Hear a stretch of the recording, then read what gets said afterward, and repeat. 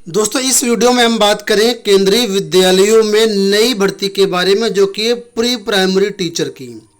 आप लोग जानते होंगे केवीएस में भी प्राइमरी टीजीटी पीजीटी की भर्तियां होती थी। पहली बार ये प्री प्राइमरी की भर्तियां आई हुई हैं और इनको नाम रखा गया है बाल वाटिका टीचर।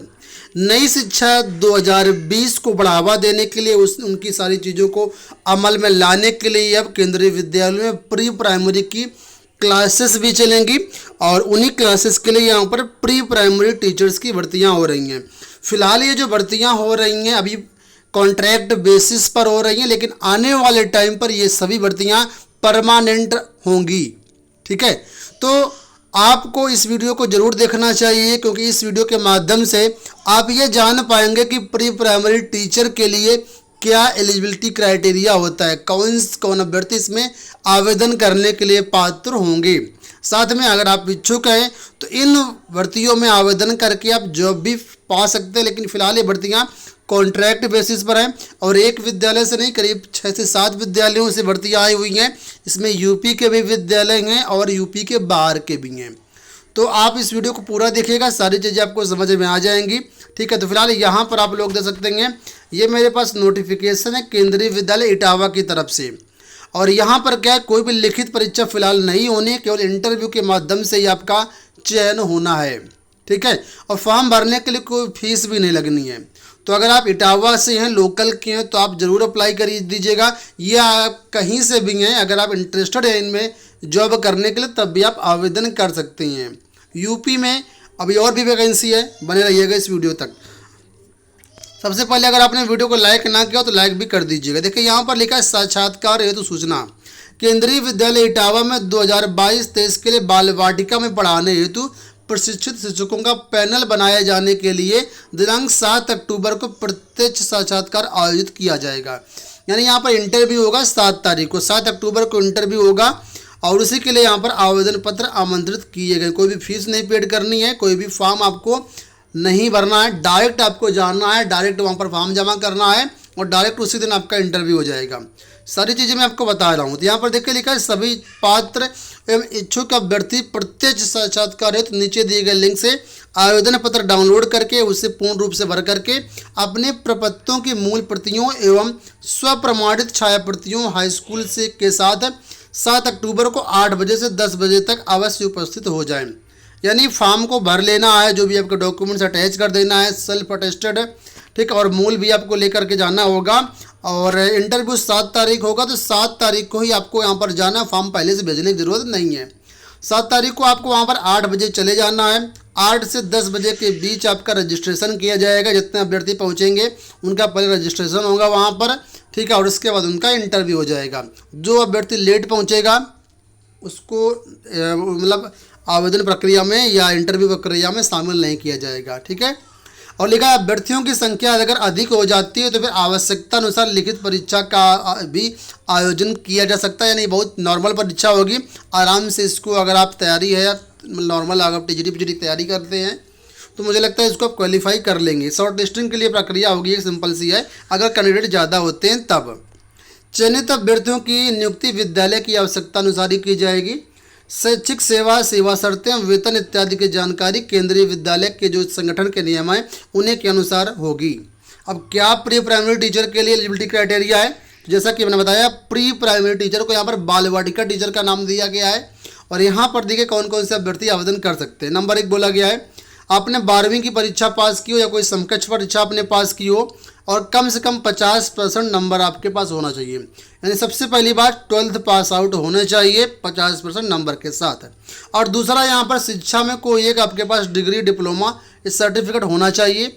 और क्या क्या चीज़ें मान्य हैं तो यहाँ पर बोला गया है सबसे पहले नंबर पर diploma in nursery teacher education. अगर नर्सरी टीचर एजुकेशन में आपका डिप्लोमा है तब आप पात्र हैं। अगर आपके पास ये नहीं है तो प्री स्कूल एजुकेशन का कोई डिप्लोमा है, कोई सर्टिफिकेट है तब भी पात्र हैं। या फिर अर्ली चाइल्डहुड एजुकेशन प्रोग्राम के अंतर्गत आपने कोई सर्टिफिकेट लिया हुआ है जिसको DECED के नाम से जाना जाता है तब भी आप पात्र, लेकिन 2 साल से कम का ये आपके पास नहीं होना चाहिए।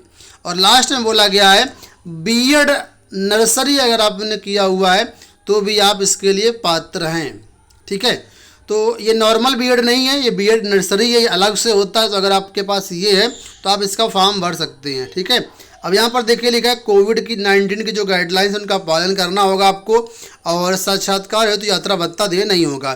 तो यहाँ पर ये देखिए फॉर्म दिया गया, इस फॉर्म को आपको भर लेना है अच्छे तरीके से, और जो भी आपके डॉक्यूमेंट उनको अटैच कर लेना है, और आपको पहुँच जाना है 7 तारीख को कॉलेज, ठीक है। कॉलेज कहाँ है तो मैंने नाम आपको बता दिया था शुरुआत में, केंद्रीय विद्यालय इटावा। गूगल पर सर्च करेंगे आपको एड्रेस मिल जाएगा, वहाँ पर आपको कॉलेज में पहुँचना है।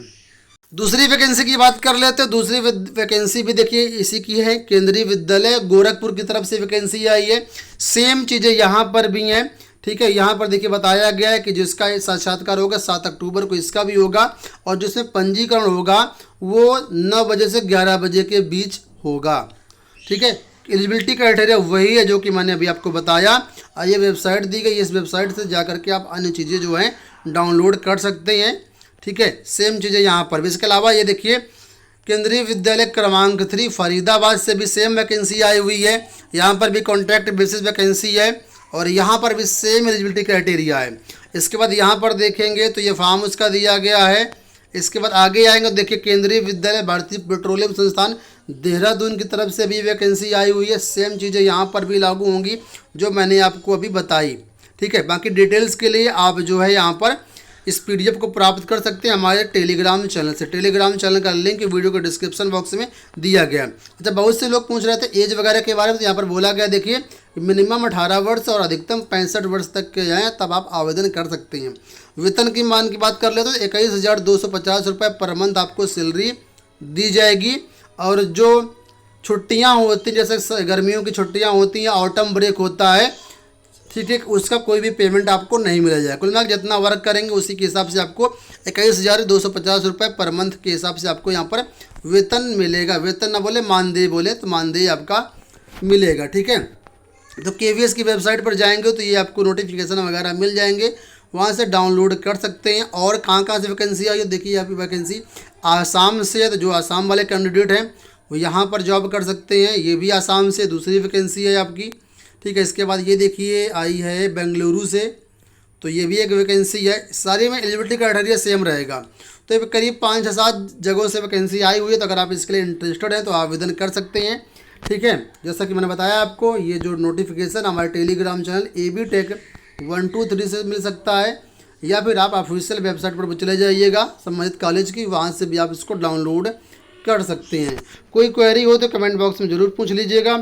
हाँ, इस वैकेंसी को मैं कहूँगा कि आप अगर आपके पास कुछ आप अर्निंग सोर्स ढूंढ रहे हैं तो आप इसको ज़रूर ज्वाइन कर सकते हैं। साथ में यहाँ पर आप तैयारी भी आप लोग कर सकते हैं इसके साथ साथ अपनी टीचिंग की। आने वाले टाइम पर प्री प्राइमरी की परमानेंट वैकेंसी भी होगी, तो चैनल के माध्यम से आप लोगों को सारी अपडेट दी जाएगी। अगर आपने चैनल को सब्सक्राइब ना किया हो तो चैनल को सब्सक्राइब कर लीजिएगा, इस वीडियो को शेयर भी कर दीजिएगा। इस वीडियो में इतना ही, धन्यवाद।